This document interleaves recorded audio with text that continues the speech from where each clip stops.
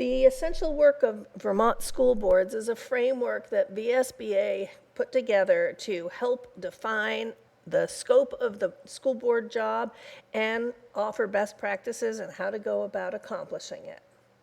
We've identified 6 domains as part of the essential work of Vermont school boards, all of which are really critical to doing the job and all happen concurrently, so they're really interdependent. And while we list them and tend to talk about them in this particular order, they really do all influence each other.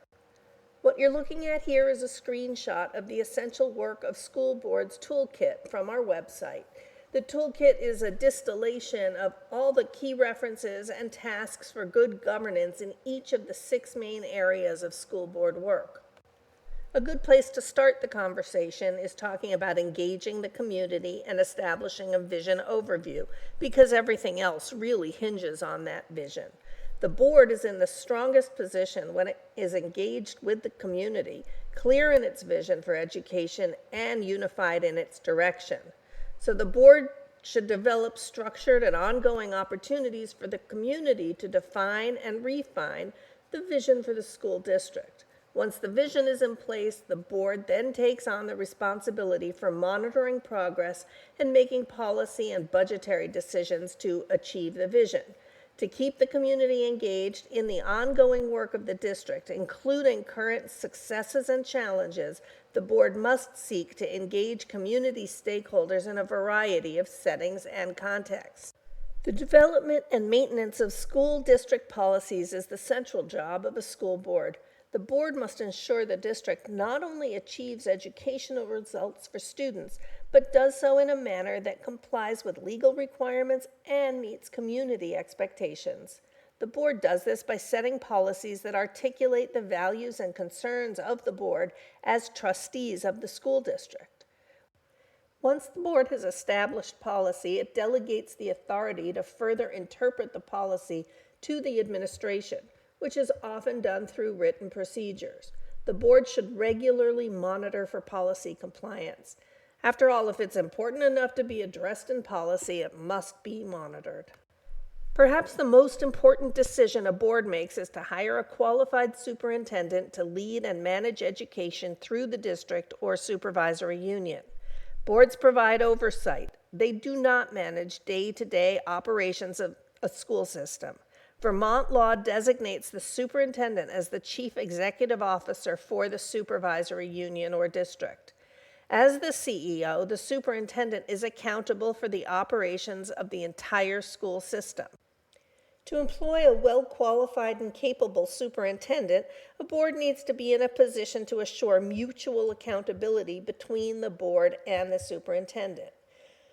The board is accountable to provide clear direction and set priorities for the superintendent, and the superintendent is then accountable to deliver on those priorities of the board. Financial resources support the delivery of education, so the board has an important role in making sure the education system has adequate resources to achieve its mission, and also in providing high-level financial oversight to make sure resources are properly managed on behalf of taxpayers. The board needs to devote time each year to establishing the importance of its financial oversight responsibility and to conveying the importance of careful management of resources by all staff in the supervisory union or district. Managing financial resources responsibly is foundational to achieving the educational mission. You've heard me mention monitoring and oversight as we've talked about some of these other domains.